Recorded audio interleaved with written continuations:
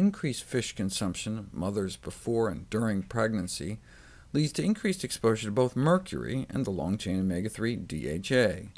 Mercury may negatively affect brain development in one's unborn baby, whereas DHA may stimulate brain development.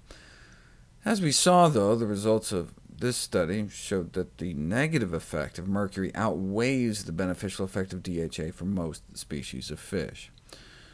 Unfortunately, in the last two national surveys of women of childbearing age, they were less aware and knowledgeable about this problem than other women, despite FDA and EPA campaigns to inform every OBGYN and pediatrician in the United States about the potential risks of mercury in fish.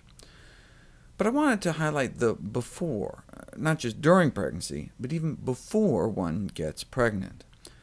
Since mercury sticks around, women may want to avoid polluted fish consumption for a year before they get pregnant, in addition to just during pregnancy. The reason they suggest a year before getting pregnant is because the half-life of mercury in the body is estimated to be about 2 months.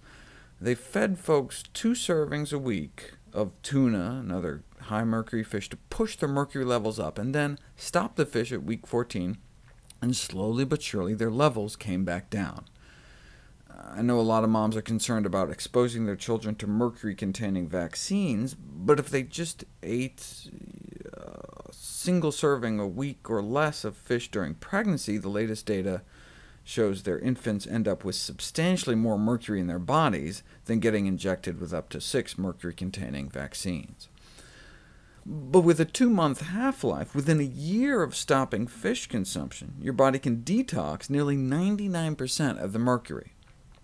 Unfortunately, the other industrial pollutants in fish can take longer for a body to get rid of.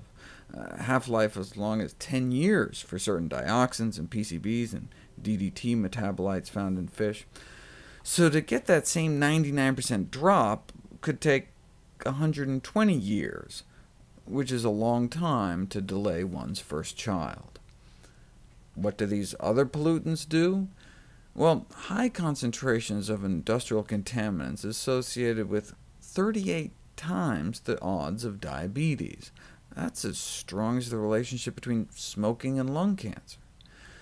Isn't diabetes mostly about obesity, though? Well, these are fat-soluble pollutants, and so as people get fatter, the retention and toxicity of persistent organic pollutants related to the risk of diabetes may increase, suggesting the shocking possibility that obesity may only be a vehicle for such chemicals. We may be storing pollutants in our spare tire like a hazardous waste dump.